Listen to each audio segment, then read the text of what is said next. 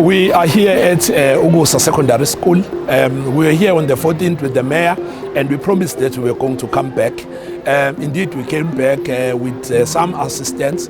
We've identified that because of poverty and inequality, kids from poor backgrounds will be easily identified through torn uniforms, torn shoes, and all of those things.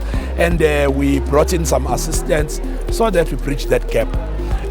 We have a couple of shoes, backpacks, math packs, and hygiene packs for both girls and boys, because we think that will contribute in boosting their self-esteem, their confidence, and in turn boost their grades.